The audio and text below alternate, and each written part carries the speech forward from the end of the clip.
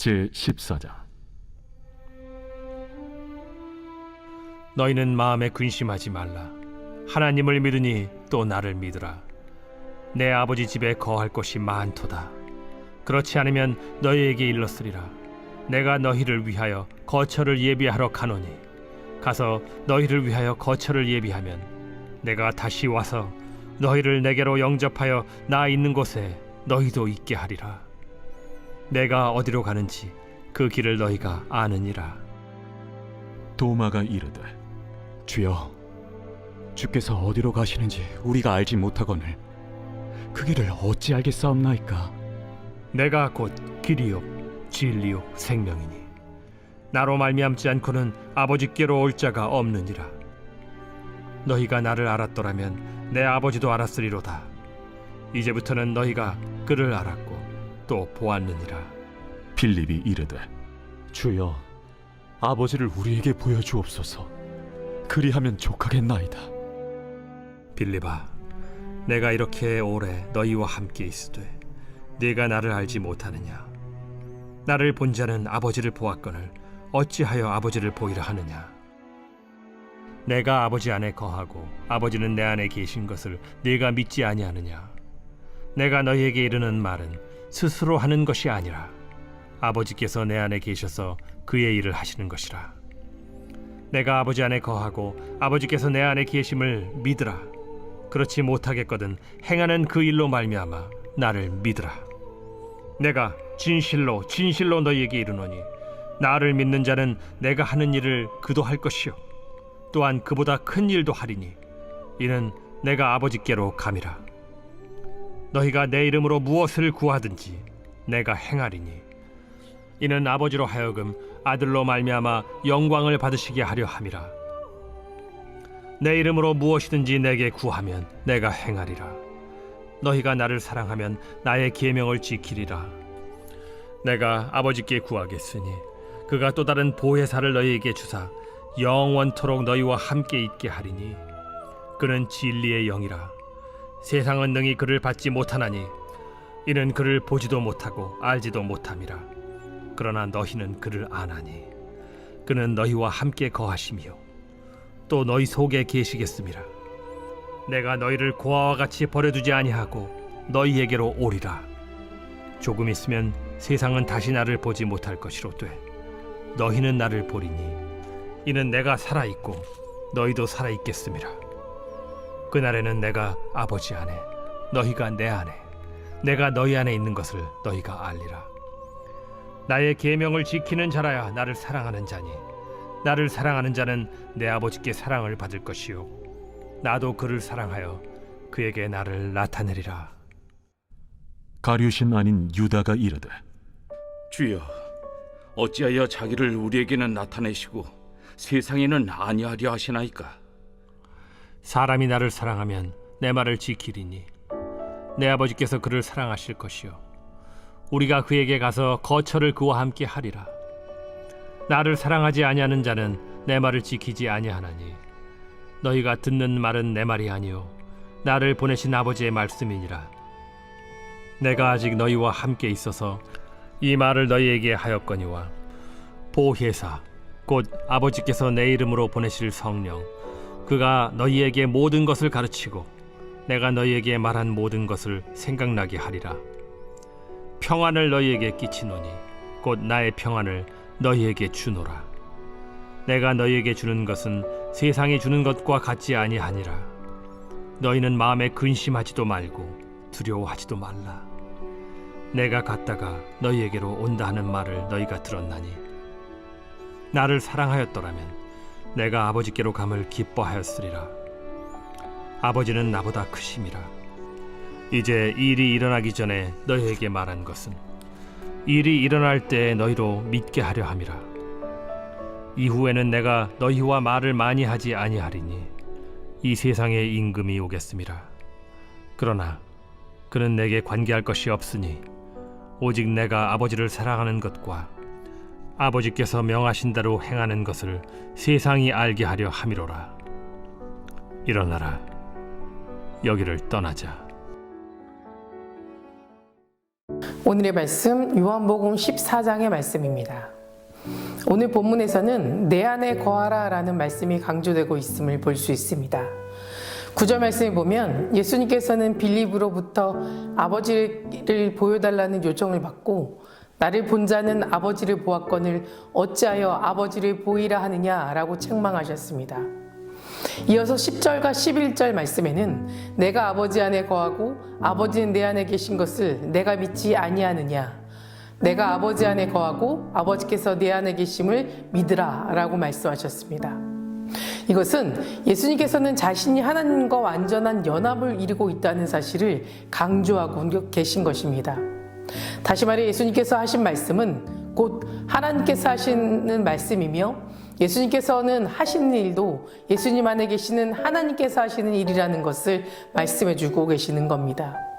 이 말씀은 예수님을 본 자는 곧 하나님을 본 것이라는 9절의 말씀에 대한 구체적인 설명인 것입니다. 결국 예수님께서는 철저하게 하나님과 하나로 일치하고 계셨기에 하나님의 원하는 바를 아시고 또 하나님의 능력으로 모든 하나님 나라의 일을 완벽하게 수행할 수 있었던 것입니다. 우리가 이 땅에 살아가는 삶의 목적도 만약 주님처럼 하나님의 일을 감당하는 것이라면, 그것이 맞다면 우리도 무엇보다 주님처럼 하나님의 뜻에 내 자신의 뜻을 맞추는 일에 온 마음과 정성을 다해야 될 것입니다. 그러나 우리는 하나님의 뜻에 내 자신을 맞추려고 애쓰지 않는다는 겁니다. 그 이유는 삶의 동기가 하나님의 영광이 되어야 한다는 가장 기본적인 소명에 대하여 이해가 없기 때문입니다. 가장 기본적인 삶의 동기, 우리를 부르신 목적에 대한 이해가 없기에 매 순간 하나님의 뜻에 맞추어 살아가려는 노력과 열정이 자라나지 않는 것입니다. 성도 여러분, 주변을 잠시만 돌아봐도 우리는 지금 마지막 시대를 살아가고 있음을 깨닫게 됩니다. 부정하고 싶어도 부정할 수 없는 요한계시록적 상황을 보면서 마지막 시대를 살아가는 우리들은 그 어느 때보다 분명한 삶의 동기와 소명이 절실하게 필요합니다. 이것만이 악하고 음란한 세대 가운데 우리를 바른 길로 인도하는 빛이 될 것입니다. 로마서 12장 2절 말씀을 보면 너희는 이 세대를 본받지 말고 오직 마음을 새롭게 함으로 변화를 받아 하나님의 선하고 기뻐하시고 온전하신 뜻이 무엇인지 분별하도록 하라 라고 말씀하셨습니다. 이 세대를 본받지 말고 우리는 늘 우리의 마음에 하나님이 주시는 새로운 말씀과 영으로 새로워져야만 합니다.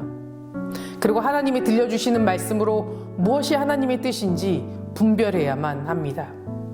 하나님의 말씀으로 새로워지지 않으면 우리는 세상 사람들처럼 이 세상에 대해 분노하게 되고 죄의 달콤한 유혹에 빠지기 쉬우며 영원한 행복을 누리지 못한 채 살아가게 될 것입니다. 그러니 여러분, 우리 안에 예수님을 모시기 바랍니다. 예수님 안에 거하시기 바랍니다. 이 말씀이 우리의 삶을 다시 한번 새롭게 하는 능력의 말씀이 될 것입니다. 우리의 할 일은 주님을 향한 사랑의 마음을 가지고 하나님께서 우리를 향해 내밀어 주시는 그 손을 잡는 겁니다. 아브라함이 아무리 믿음이 좋고 믿음의 조상이라고 칭찬을 받았어도 하나님께서 그에게 손 내밀어 주지 않았다면 그는 아무것도 아니었습니다. 이스라엘 백성들 또한 범죄하고 타락하여 영원히 죽을 수밖에 없는 인생이었지만 하나님께서 손 내밀어 붙잡아 주셨기 때문에 구원받을 수 있었던 겁니다. 우리의 인생도 마찬가지인 겁니다. 지금까지 우리는 삶을 살면서 하나님의 도우심과 이끄심 속에서 살아왔습니다.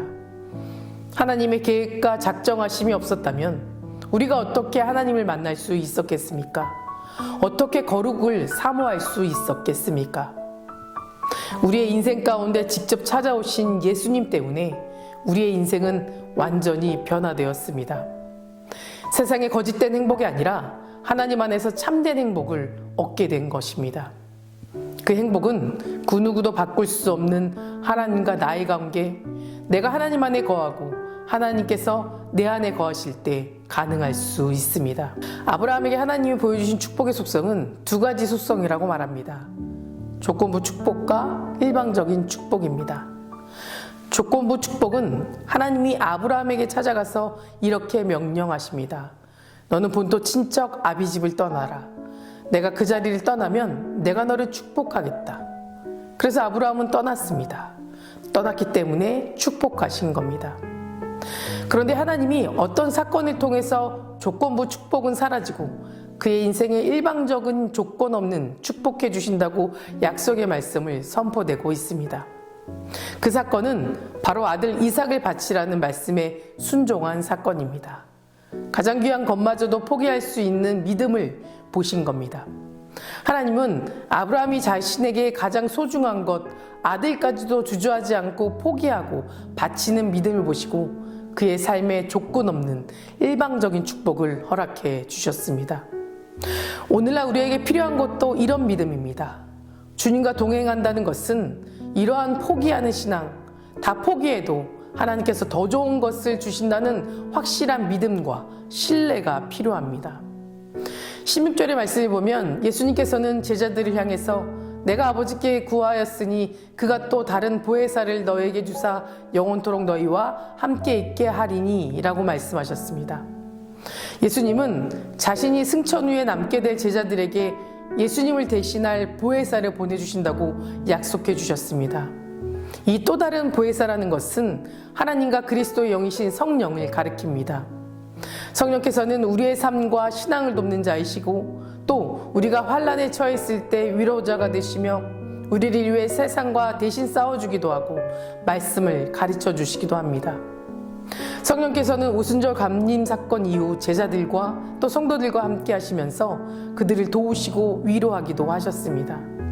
지금도 우리를 돕기 위해 우리 바로 옆에 계셔서, 아니 우리 안에 계셔서 우리의 모든 것을 책임져 주시고 계십니다. 그러니 우리는 비록 거칠고 험한 세상을 살아간다 할지라도 염려할 것이 없습니다.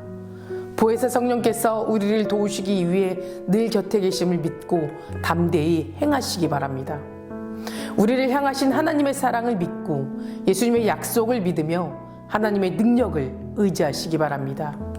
그리하여 모든 지각에 뛰어나신 하나님의 평강이 여러분을 세상의 모든 근심과 걱정에서 영원토록 지켜주시는 축복을 누리시기를 간절히 소망합니다. 다 같이 기도하시겠습니다. 오늘은 토요일입니다. 토요일의 공동기도 제목은 물질의 회복을 위해서 함께 기도하겠습니다.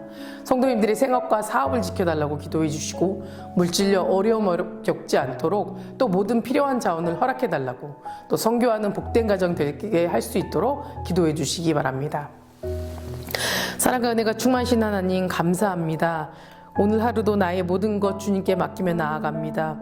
세상적인 것으로 믿음을 채우며 살아가지 않게 하시고 하나님의 은혜로 가득 채우며 세상이 줄 수 없는 참된 평화와 축복을 누리며 살아가게 인도하여 주시옵소서.